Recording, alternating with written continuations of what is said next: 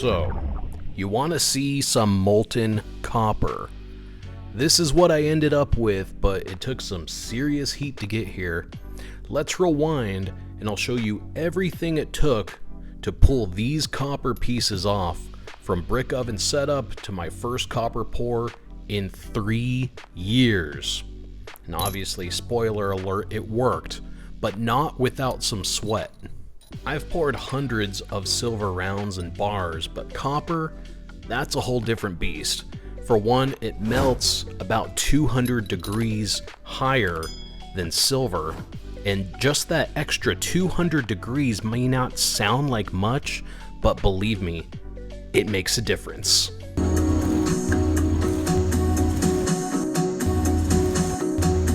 What's up, you guys? It's Ocean here.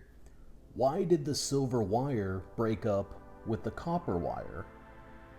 Because it couldn't handle the heat, and copper takes a bit more heat to melt, and it's a little bit more difficult to work with than silver.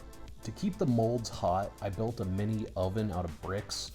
Simple, effective, and I think essential for copper pouring because you need more heat. Cold molds can cause surface cracking or incomplete pours, especially with how fast copper cools. I also used a torch to preheat each mold. These were leftover Silver Ocean's mold, 2-part designs, but for this pour I only used half of each. So we're going more for a artistic copper pour rather than perfect duplicates. I really just want to see if this is gonna work. And as I'm going through this, I didn't know if this was gonna work or not. I told my torch it was getting too hot-headed. It flared up on me. Graphite molds are great because they withstand high temperatures and don't react with molten metals, but they do wear out over time, especially with copper, which clings harder than the silver to the graphite. So it is going to wear out your molds faster. Now, I've heard of people coating their molds with a little bit of carbon to get an easier pour release, and it seems like that would make sense with copper. I didn't try that here, but it's something that I'm kind of keeping in mind that I might want to try that down the road.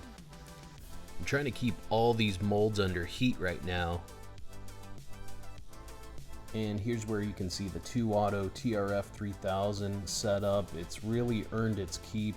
Most tabletop furnaces max out at 1100 degrees Celsius, which technically can melt copper, but just barely. The TRF3000 goes to 1150 degrees Celsius, and just that extra 50 degrees of heat makes a huge difference. What do you call copper that finally hit 1150 degrees Celsius? A hot commodity. With that higher temperature, the copper melts faster, it flows better, and it even stays molten longer. And this is critical for copper pours, especially when you're doing multiples like I am here. But copper also cools faster than silver once it hits the mold, so you've got to be fast and precise. There's no room for hesitation here. Copper's like a bad date. Super hot 1 second, cold and solid the next. You'll notice the pours aren't perfect. Some overflowed, others didn't fill all the way. But that's copper for you. It's a wild metal with a mind of its own. And I think we're getting some decent heat in here. There's a lot of molds in this brick oven. Copper produces more fumes than silver, so ventilation when melting copper is especially critical. If you can work outdoors in pouring your metals, that's advised for copper. Safety first. This is not a metal that you want to inhale. The pours I'm doing here vary in shape, depth, and success, but that's part of the fun. And ultimately what I was trying to do is melt copper and see if I could pour it, because I honestly did not know if this furnace was going to work for copper. So these are the test pours, learning experiences, and the goal was, like I said, just to get molten copper to behave again. Some of these pours came out thick and glossy, others are kind of rough and rustic, but everyone tells a story. And I haven't poured copper since around 2022, so I'd say this was a solid return. What do you get when you cross a coin collector with a copper pourer? Change with character. If you've been thinking about pouring copper, I'll say this. Make sure your gear can handle it. Make sure you preheat everything. And expect some trial and error. It's a little bit different from working with molten silver. Copper might be cheap, but it's not easy to work with. Still, with the right furnace and a little bit of patience, you can make something pretty special. Alright, here we go. Check me out. Silver Ocean, smoother than a jazz saxophone at midnight. Don't blink, or you'll miss the magic. Oh, so smooth. ToAuto understood the assignment. And see that color? That's what happens when science and art shake hands. Pouring copper's like writing in cursive with fire. But it does cool super fast, so I've got to move faster. And here they are cooling down.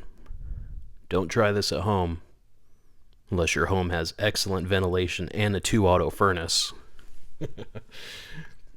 Who needs gold when copper puts on a light show like this? And each pour is like a fingerprint. No two are exactly alike. And I think we have a good result here looking at it at this point in the molds. This isn't just metal, it's momentum captured in motion.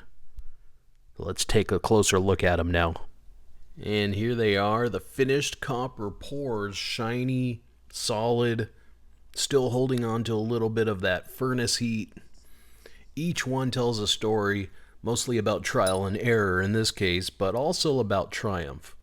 This was my first time pouring copper in 3 years, and let me tell you, copper doesn't make it easy. It cools fast, it fumes up your shop, it doesn't always fill a mold the way you expect, but when it works, the result is beautiful.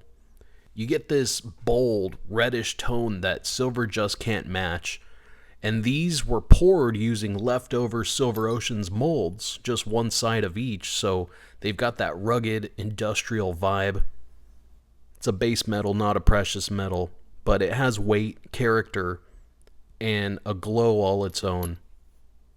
I wouldn't call this a shift in focus, but hey, it's fun to experiment. Now I'm just looking them over. I'm very satisfied with how this copper turned out. If you enjoyed this behind the scenes look, hit that like button, share it with another metalhead, and subscribe for more molten metal mayhem. As always, stack wide as the ocean.